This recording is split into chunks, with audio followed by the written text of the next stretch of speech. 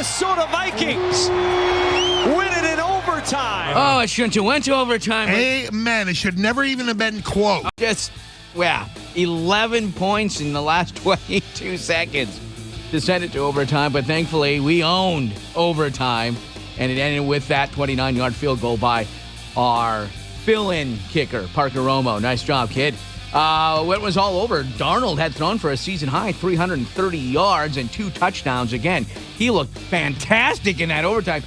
Defense and offense both looked really good in overtime. Why didn't we play like that at least the last couple of minutes? That game would have never went to overtime. Exactly. Yeah. But, it's frustrating. Yeah, Aaron Jones over 100 yards rushing.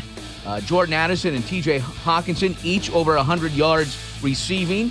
You know, that's a 5th straight win in Chicago for the Vikings, a place that has generally, been a problem, but it still ends up being a weird game every time we're there.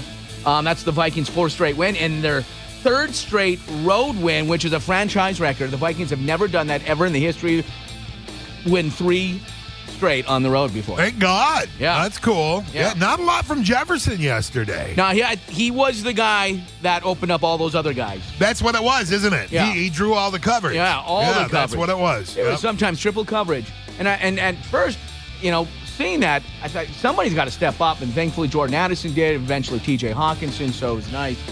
That's how it should work, right? Yeah. Yeah, the Vikings now improved to 9-2, and they got the Cards this coming Sunday. They lost yesterday to the Seahawks 16-6.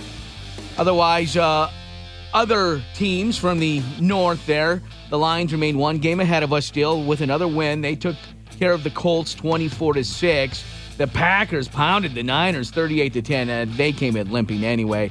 So the Pack 1 game behind us still.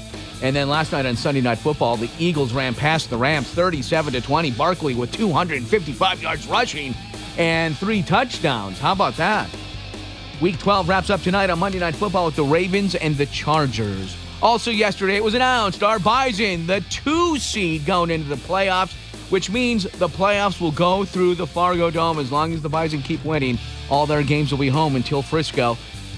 The top 4 started with the Bobcats at number 1, the Jackrabbits number 3, and those Yotes who beat us in a heartbreaking fashion. That was back a in